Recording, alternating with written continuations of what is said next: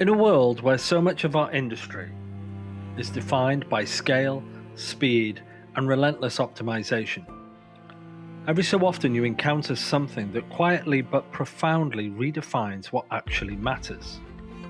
And this is one of those moments, one of those biggest moments. Welcome to The Great Indoors, Adaptive Spirit Special Edition. I'm your host, Matthew Roberts, and as always, I'm joined by my producer, the one and only Larissa Yee. Now, this episode and the next couple that follow are very different. We're not in Barcelona. We're not surrounded by keynote stages, product demos, or the familiar rhythm of an industry in constant motion. Instead, we're here in beautiful Vail, Colorado, at an event called Adaptive Spirit, an event that has been running for over 3 decades, an event that Amdocs has supported now for 25 years, and an event that until now, whilst I've known about it, of course, I had never experienced firsthand. And to understand something like this, you have to start at the beginning with the people who built it. And in this episode, you'll hear first from Bridget Baker, a senior leader with deep roots in NBC Universal. In fact, she was the former president and the Olympic movement. And Steve Raymond, co-founder of Adaptive Spirit, one of the driving, or if not the driving force behind its creation. And together they start by telling us the story of how a simple idea born inside the cable industry became something far more enduring. From there, we'll move to some of the athletes involved, not by an abstract cause, but as individuals whose careers, ambitions, and futures are directly shaped by what happens here. Because for many of them, this isn't peripheral, it's foundational. And then we'll hear from some industry personalities themselves, the leaders, the partners, the people who show up year after year, not out of obligation, but because something about this experience stays with them. People who came once chose to come back. And somewhere between those 3 perspectives, the builders, the athletes, and the industry, you begin to understand why this matters, not just as an event, but as a model. A reminder that even in an industry defined by technology, scale, commercial pressure, there is still space. Real space for human connection, for purpose, and for impact that lasts. So in this first episode of our Adaptive Spirit Special Edition, we go back to where it all began and why it matters to everyone. Yeah. Steve Raymond and I were definitely 2 of the early people who kind of, it was birthed out of an idea of, as respective chapter leaders, he was Rocky Mountain chapter chair of an organization in the industry called CTAM. Yes. Which still exists today. It's a cable marketing association. And I had just been named chair of the SoCal chapter of CTAM. Yeah. And these were 2 new chapters. I mean, the headquarters of this organization on the East Coast had decided they needed more representation west. Yeah. And Steve and I, who knew each other a little bit, as he mentioned, having traveled around on many state sales pitches. Each state, back when there were hundreds and hundreds of independent cable operators, remembering that cable operating franchises were awarded by city governments by zip code. Yeah. So cable operators were all over the country. They were independent, in many cases rural operations, in places like Provo, Utah. And Libby, Montana, and Juneau, Alaska. Yeah. And so states would host these state cable shows. And Steve was working at ESPN, and I was trying to get a cable network called CNBC off the ground. So we had met each other a little bit, but I reached out to him, as we are now colleagues in this CTAM organization, and said, did you get this directive, from HQ that we should host a golf tournament, our annual golf tournament. And I said, Steve, I'm just thinking about this, and all of these state cable shows host golf tournaments every year, and you're in the Rocky Mountains and I'm in LA. We should do something different. Can we not think of something more imaginative than a golf tournament? And that sort of evolved into, I said, you should host river rafting, because that was one of the big things they did in these summer shows. And I said, and I don't know, I should do beach volleyball or something. I was currently president of a Rocky Mountain Cable Association. And what we did was we put together networking events. And we tried to find a worthy cause that we could support too, but also focused around the cable industry. I had just attended the 1992 Summer Olympics. Yeah, in Barcelona. In Barcelona for NBC. And this was NBC's very first partnership with a cable operating company called Cablevision Systems. Chuck Dolan, Charles Dolan, his son Jim Dolan, more recently of Sphere in Las Vegas fame. They built the Sphere, and they have a storied media past and family-run company. But back in 1992, they partnered with NBC to offer something called the Olympics Triplecast.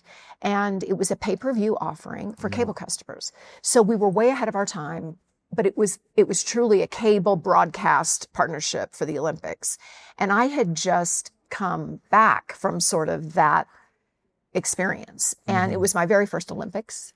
So I saw so many different sports. And yes, it was a summer games. But I also grew up in a state, which we talked about, that had no professional sports. I grew up in Alaska, in Southeast Alaska.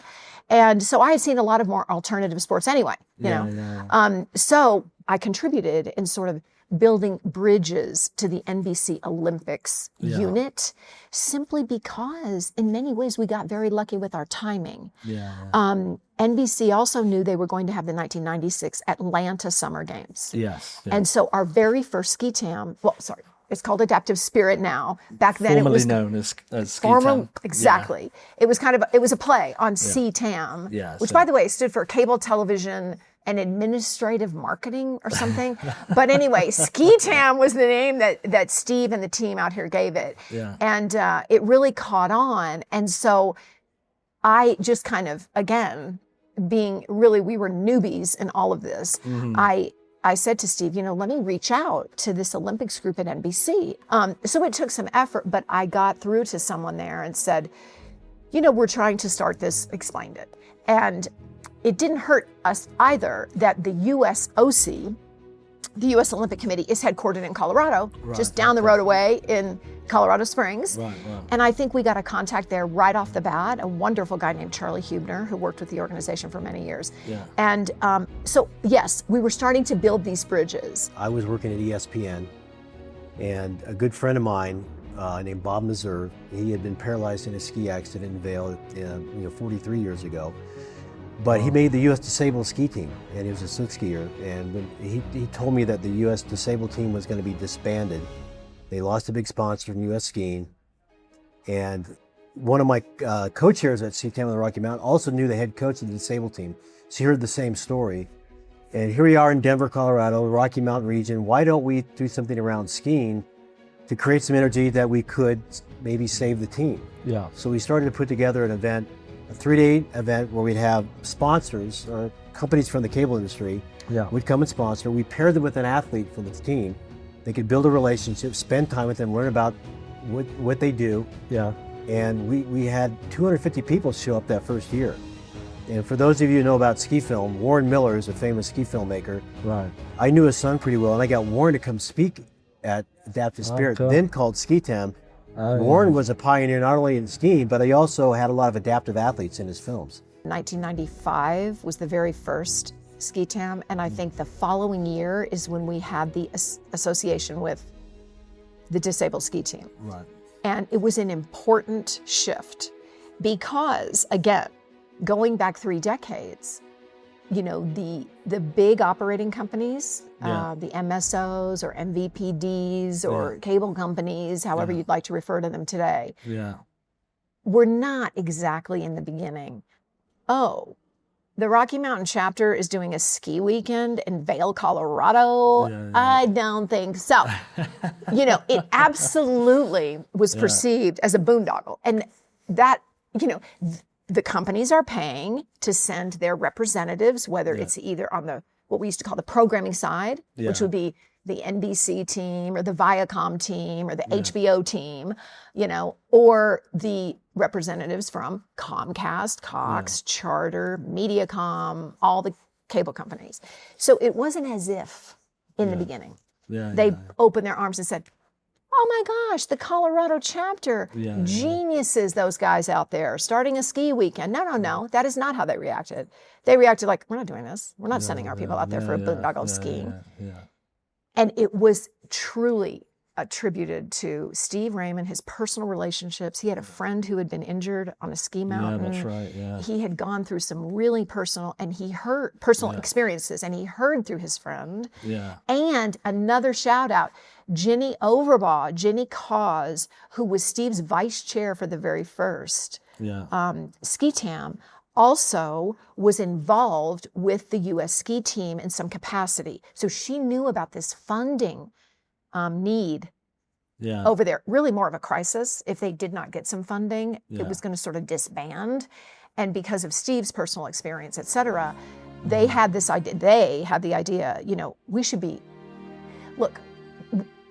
they had the idea we should be supporting this U.S. disabled ski team. That's something the cable industry can do. Yeah. So we raised a quick $200,000 in 1995 and realized we had maybe a formula here that could be sustainable and continue to fund the what's now called the U.S. Para Ski and Snowboard Team. Wow. And that was 31 years ago. Yes. Yes.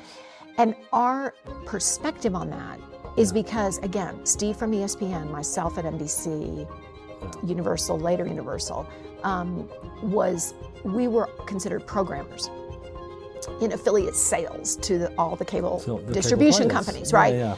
But we knew, we're first of all representing, successful, wealthy media companies, and we're calling on successful, wealthy media companies. Many of them, many started as family-owned operations, and in one generation, these family members are becoming billionaires nearly, which is, whoever hears of that? Yeah, exactly. That's not the norm. Yeah. So that was a simple kind of, thing to pivot to say, hey, we have the capacity. We had done enough by then. Steve had been at ESPN for a number of years. I had been at NBC. Yeah. We knew that someone like Cox Communications might be extremely interested in supporting something like this, a charitable avenue. Yeah. And again, because athletes are coming from every city and every state, what's the overlap? Cox has operations in San Diego, Phoenix, Santa Barbara. I'm naming companies that don't exist today because they've been all gobbled up by other companies, but I can name 12 cable companies back then who might have been having a rough time with their city regulators or a rough time with their state representatives to Congress or a rough time with it. And suddenly also they could say, we are charitably supporting the U.S. Disabled Ski Team and we have 3 athletes in our state who are going to compete at the U.S. Games. And suddenly this had a different narrative. It has that's really interesting. How would you encapsulate the way you approach it? Yeah, now? It's a little bit of everything. I'm still event chair, I'm board chair, but we have an amazing group of volunteers. We've had our committee members and our board members that really are a working board, a working committee. We're all volunteers. We have one paid employee. So you kind of have to do a little bit of everything. I'm a cheerleader, especially this time when we're cheering on the athletes after their success. Yeah. We just saw Cortina. Yeah. So a little bit of everything. I love to see our industry come together. That's one thing we think about is the industry's been supporting this for 31 years. And the industry, changes all the time. I would say most huge successful companies, as we said, I don't see them expressing any kind of necessarily humility about how they become successful. It's often attributed to their strategy and their whatever. But I think there was sort of a focal point of foundational elements that set up adaptive spirit for success. Yes, yeah. And it is all those things. I truly believe this because it was the winter sport in Colorado where the U.S. Olympic Committee was also based. Yeah. And a lot of the training centers for these athletes, they're in the Rocky Mountains. They go to Park City. Yeah. All of them, the able-bodied and disabled, all do training for skiing in Park City. Yeah. Colorado, so we had that going. Steve represented ESPN, which was, again, you have a big company that's focused on sports and athletics and that kind of thing. And NBC had an interest in the Olympics. So I think, like you said, had that gap and that interest. Yes. And so I think all these things came together. Right at the right time. Right at the right time. It was this unusual event that happened not in the summer, but in the winter, in the middle of the country. And a lot of the cable operating companies, that were out here could be part of it. And I think that really grew. And then we could probably look back and see pivot points where specific people, when Cox Communications got involved and they sponsored an athlete, when Advanced Newhouse got involved and Nomi Bergman. I mean, you could look at specific things, but NBC's support has never waned. I mean, to this day, they still are a platinum sponsor, and they do support the Olympics. And I think it's an interesting question of where else that could have ever come together. And I'm not sure, because I think the very seeds of it were so specific. Those variables for its not just its creation, but its ability to thrive were very rare. It's like the stars aligning at a certain time. Agreed. Yeah. So my next question was, what does the future of Olympic and Paralympic broadcasting look like? The first thing Comcast did when they acquired 51% of NBC Universal, which was 2011, 2013, they bought the second half, was to write a big multi-billion-dollar check for Olympic rights. That's the first big thing they did. And it is interesting because I'm sure there is no doubt of interest from big tech companies. I'm sure Apple, Amazon, Google, Netflix, you know, what we used to call the FANG companies. Facebook, Apple, Amazon, Netflix, Google.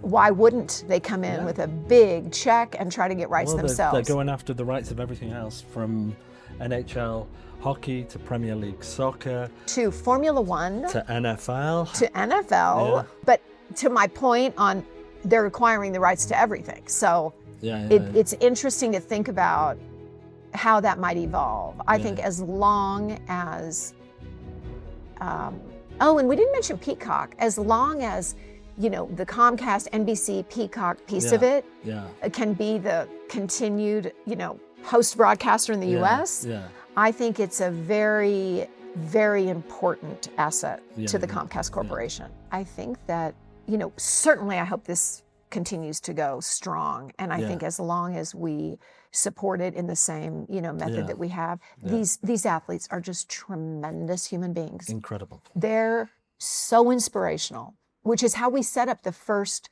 corporate sponsorship of a single athlete, was this idea again. Shout out to Stephanie Victor, a skier back in the day, whose story is just incredible, like all of these athletes. She arrived at USC, you know, a beautiful young freshman from the middle of I don't remember, I want to say Iowa, but I'm not sure that's the case. And, you know, had gone on a date or out with some friends and was standing between two parked cars on campus, near campus. And a car came barreling around a corner and smashed into two cars, and she's a paraplegic. I mean, the stories are just unbelievable. And again, we were looking at those links between where did Stephanie grow up, where is she from, and which cable operator is in that city, town, zip code, and let's get them together. And Cox Communications sponsored for 13 years, Ralph, I won't think of his last name, but Stephanie was sponsored. And of course, because Stephanie can go and give talks to employees, she can travel in all of the businesses that these MSOs are in, and she can represent them so well. And so that tie, I think, also was foundational in terms of the success of how this has stayed strong for so long. It was also great to speak to two gentlemen that have been videoing this event for 31 years, Bart Garton and Alex Diadio. At the time when this all started, our legendary co-chair, Steve Raymond, who's one of the founders, he just did a great job of wrangling up people at the time in the cable industry. And I was one of those people working for Time Warner Cable. What got me, and what I think gets everybody as part of this, are the athletes and how remarkable they are and what they do. And I saw the video at the end of the first event that I attended, and I went to Steve and then my boss at one of my bosses at Time Warner Cable, who was also a co-chair, and said, I want in. How do I be a part of this, and can I do the video? And as Bart mentioned, that's when I found Bart. And I said, I need a guy that's really great on skis. And this guy can ski backwards with a camera more faster than most people can go forwards. Yeah. And he lived up here in Edwards. He knew the mountain, and the rest is kind of history. Yeah. One of the things about Adaptive Spirit that I'll say, it's always about the athletes first, and second, it's the great friendships that I've developed, and that's one of the things that I'm most fond of. Is Bart and I have become great friends over the years. Kyle Taulman from Team USA Alpine really told me how important this event is to himself. And obviously it's a little different this year. We don't have enough snow to ski. I've been all over the world this season, and unfortunately I don't think anywhere has been doing great, I think except Japan. Japan, I think, is the only place that has had a good season overall. But yeah, unfortunately we just aren't getting to ski here, but thankfully all the sponsors showed up still. I mean, they come to this event for a lot of reasons, but one of the biggest reasons is to support us athletes on the US team, and we really appreciate that. Andrew Kurka from Team USA participating in the Alpine was fascinating to speak to. It's a great event that raises funds for us. I mean, at the same time, it raises funds, but it also networks everyone together. And to be able to come together over such a positive event that isn't just work, but also fun, outdoors activities, and then a positive vibe of inspiration that the athletes provide. I think it's a very good thing in the business world, especially the cable industry. I've been on the U.S. Adaptive Ski Team for 16 years now. I'm an alpine skier. And I got a bronze at the games this year. Oh, congratulations. Thank you. Do you have the medal with you? I don't, no. I don't just carry it around with me. It's kind of crazy. So, but I have a gold and a silver from previous years. And so I've had a successful career, and I've had multiple successful seasons, and I can tell you it's because of this event that I'm able to raise funds, I'm able to get the sponsors, I'm able to get the funding that I need. And I've also been able to help people, let's say, make those connections inside of the business world. And it's a cool and unique experience to be able to be an athlete and then have a business that is questionable about sponsorship, but have them trying to do business with something else. And then being an athlete and being able to bridge that gap in a positive manner and helping two businesses to work together and to thrive. And that's what we're here for. That's what the athletes of this event do. And that's what makes it so unique, is because it adds that unique perspective. I do a lot of traveling, especially, as an alpine ski racer, we go all over the world doing all sorts of things. And then I'm also a professional speaker. And so I travel and I speak on behalf of a lot of my businesses and a lot of the different companies that sponsor and support me. And this is one of those cool things because it presents athletes to corporate industries, to individuals that are able to sponsor them and that are able to make a difference in careers. And also it adds an inspiration factor because honestly, like the business world, the corporate humdrum, come on, people get tired of it. You do. You work in the world, money's fun, everyone loves it, but then there's always that little piece that's missing. And I think as athletes, we provide an inspiration factor that makes a little bit of a difference. Definitely. And I think to your point as well, I think for a lot of people in the business world, they need that inspiration sometimes. It helps. Definitely it does. helps. Motivation helps. It does. It does. Yeah. That's what I do is I help people to increase their workforce inspiration. The motivation behind it. There's a lot of different aspects and a lot of different ways to do that. I do it by telling my story. How I became disabled, how I achieved success, how I built a business, and how I was able to grow, and then the unique perspective that typically I tie it into the cable world or whatever the company that I'm speaking for engages in what they do. It mixes it up a little bit, but at the same time, it helps people to feel like they're actually making a difference because they do. And that's why this event is so popular. That's why this event does so well and everyone comes here. A, it's a party. B, it's inspiration and it means more. People go from here back home into their normal work jobs and they're feeling ready to get it. We see it. We see last year we saw our account executives that were here. They came straight back and they were like, Matt, we've got to go bigger next year. We've got to be more. This is really where it's at, this event. It really is. And hence why I'm here this year, and I'm really glad I've come. So my next question obviously is, what's the attraction for people to show up? Rich DiGeronimo, the president of product and technology at Charter, has a strong affinity with this event and has for many years. You know, you're a board member and a leader and a key player in the industry. What brought you into this? You know, I was able to come as a guest. I think that's how a lot of people start. Originally, it was so Steve Raymond. Yeah. He's the co-founder of Adaptive Spirit.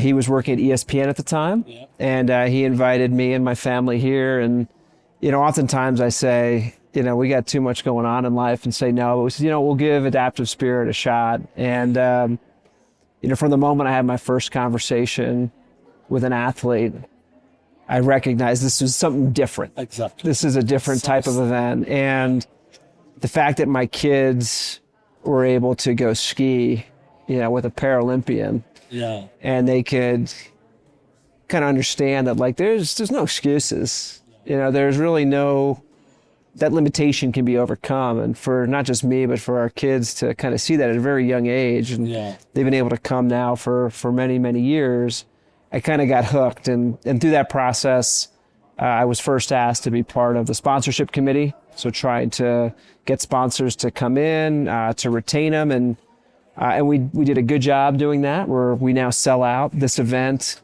You know, usually by the time the event ends, the next year is already sold out, which many years ago it wasn't like that. And so we've built a really great reputation there. And then through that, you know, Steve, you know, asked me to be co-chair of the event. So I took on a lot more responsibility to really host it. And, you know, we have over 1,200 people that come to this event each year. You know, I view it as my responsibility to make sure that, you know, it's well run, they have a great time. And we have a phenomenal set of volunteers in our committees that really kind of help this machine run, and every year's different. Danny Bowman, the EVP of product at Charter, summed it up perfectly. We have, as a cable industry, been doing this for a little over 30 years. And I believe we've raised about $25 million for the athletes, because this whole event is all about the athletes. And for us to be able to give back with all of our critical partners, you know, everybody's here, you know, if it's from Disney to Max to, you know, our mobile biller MDocs, you know, it's very special, very special.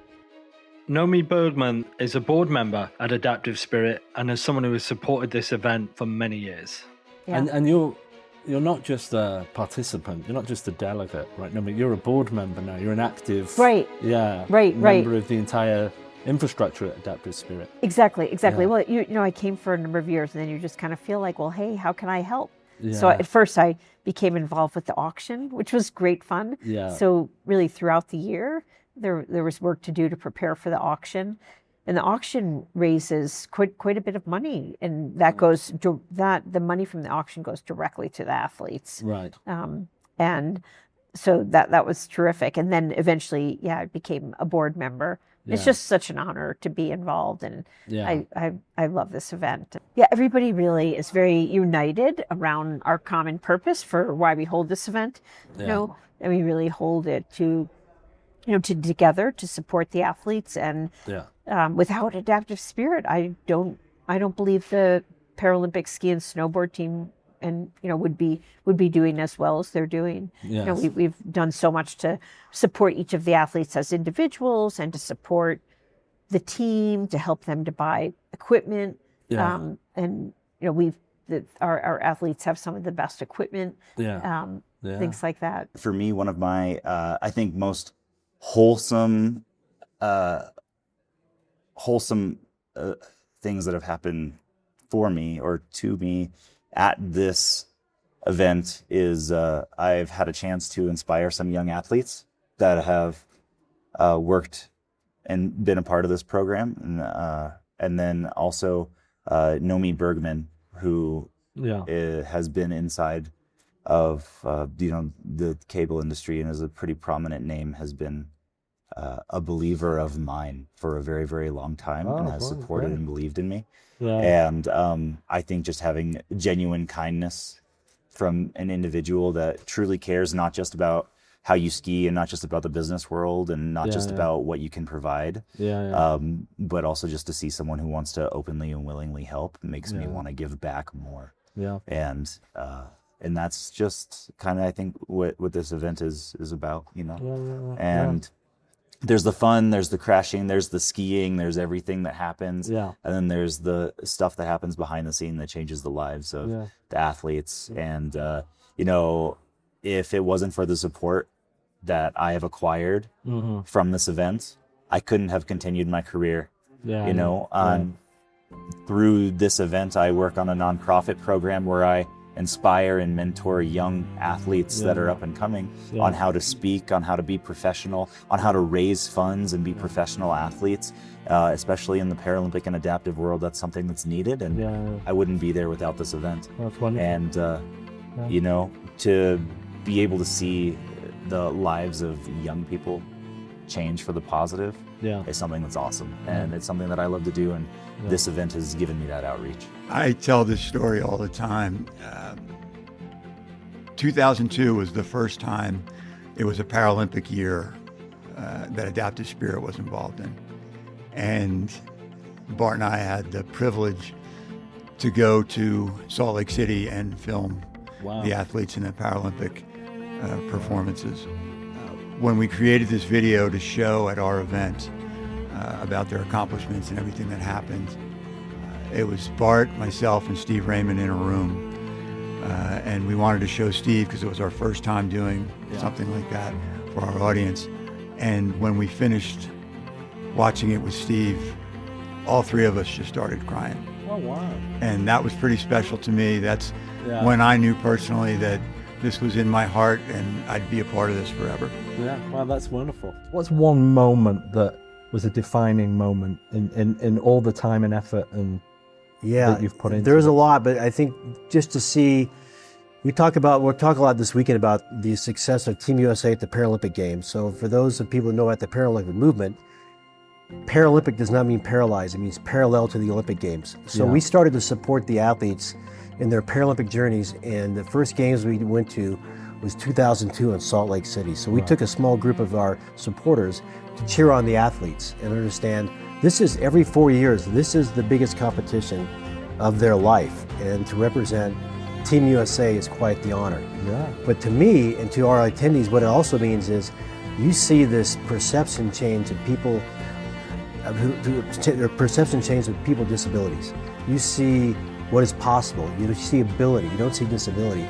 And this movement continues to grow, and that's something we're going to talk about this weekend. But I saw that moment on time, I really kind of got what the Paralympic movement was and how people with this disability and the athletes, you know, they have other challenges they have to deal with day to day, but their athletic ability shines through. It was really a powerful moment. I work for Rich DiGeronimo, and he's been on the board and been the president. And you know, he really was the driver of our commitment to be here. And I remember my first time I came, he asked me, hey, you know, we do this to open up the event. We have executives talk about new things the cable industry is doing. And he goes, can you talk about mobile? Because at that point we were like zero, right? Comcast had been out on the market for about a year and a half, and they were getting a little bit of traction. And I sat in front of all the executives and all the partners in the ecosystem, and I told them how we were going to change the game. And I basically kind of laid out the recipe, and we delivered.